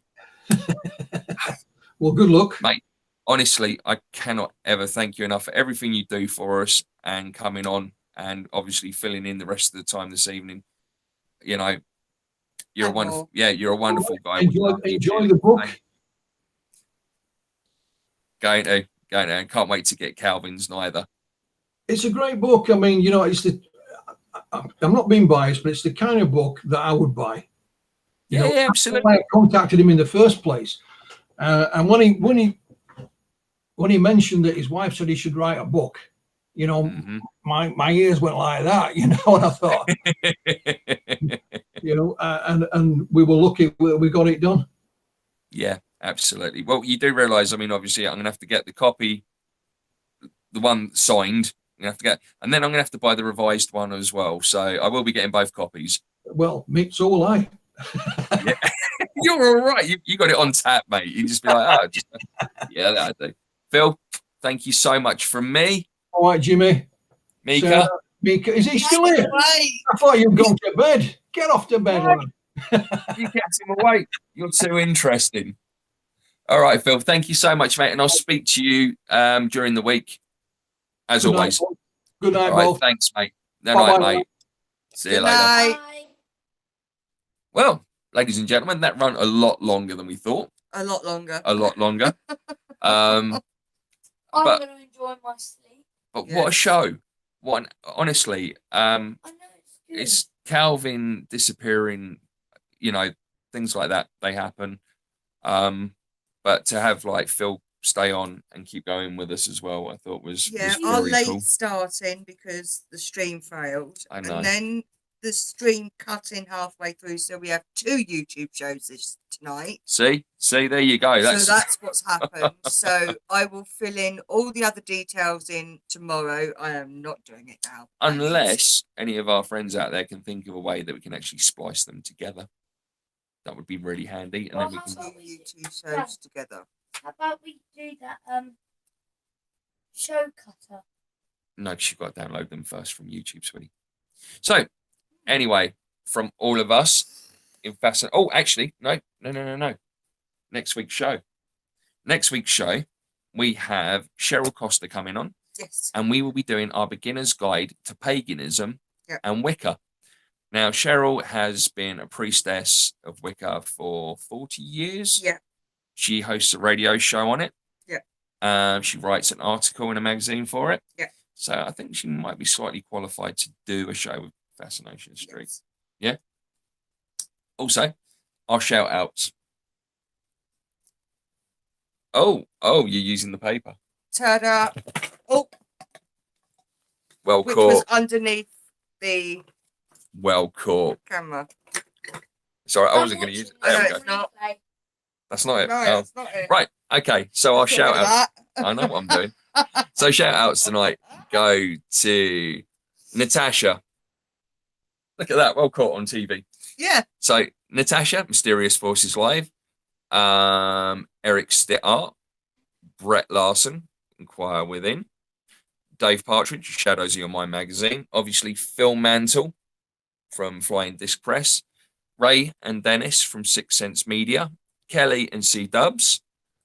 Davey, as always. Who else? Anyone you want to say?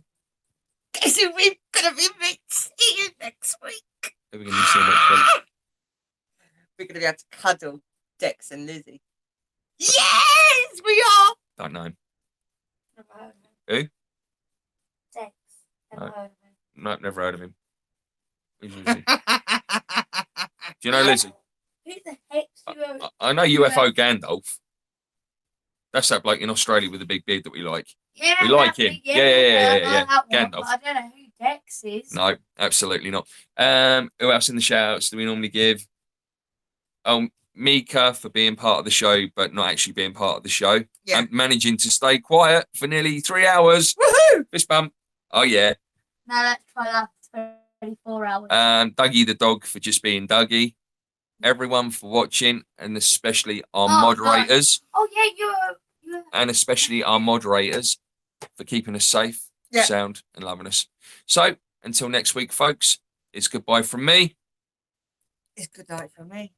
And a very good night from me. Thank you so much for watching, guys. Bye. Night night. Let's find the button, shall we?